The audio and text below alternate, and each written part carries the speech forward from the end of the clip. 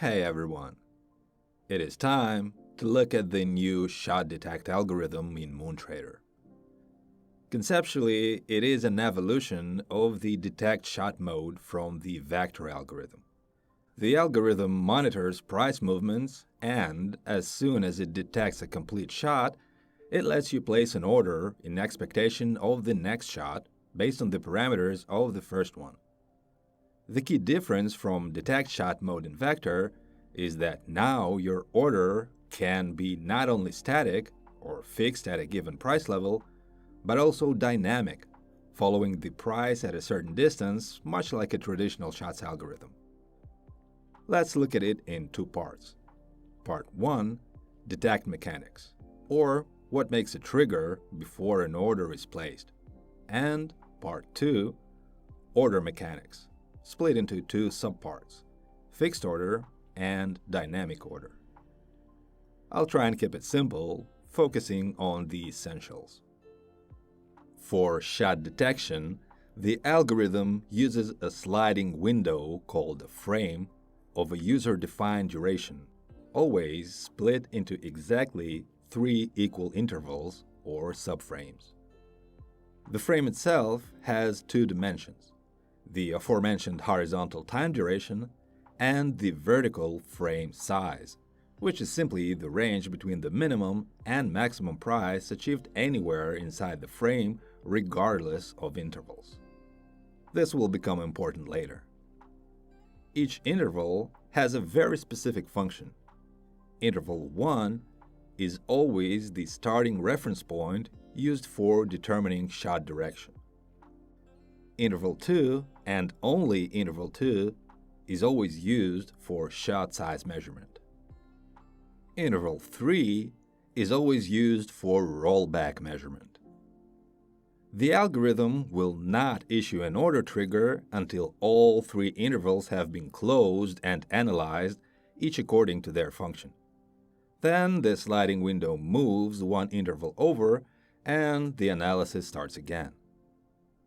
An order trigger is issued only if all these parameters are validated as true at the same time for the same frame.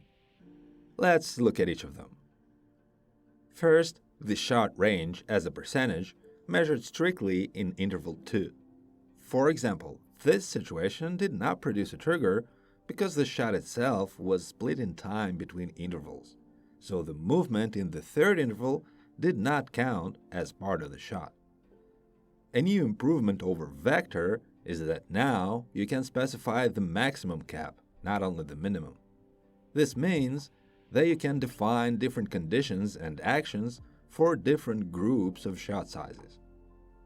Next, the whole frame must contain at least this many trades and this much quoted asset volume. This can help prevent you from engaging at low activity and at low liquidity price jumps. Shot direction is determined by the relative price position of the first trade in interval 1 and the exact midpoint price of interval 2. This is up and this is down. Lastly, the rollback range, which now also has a maximum cap instead of just the minimum as in vector. It is calculated as the relative size of 2 values. Value A, the distance between the peak of the shot from interval 2 and the price closest to it from interval 3, and value B, the full frame size regardless of interval. So, the price opposite to the peak of the shot could be, in fact, in interval 1. Now, A, as a percentage of B, is the rollback value. So, even if the price does this in interval 3, the rollback will still be based on this shortest distance. Note that a trigger happens only and exactly once per shot event. There can be no continuous trigger state. It is discrete, 1 per frame. Well, that's actually it for the detection part. It feels more clear, compact, and focused than it used to be in the vector. At the same time, it is more versatile due to the max caps for shot size and rollback range. Actually, maybe a cap on the maximum quoted asset volume per frame could also be a nice improvement in flexibility. The next step in the process is order placement, which we'll take apart next time because it is very nuanced and deserves its own video.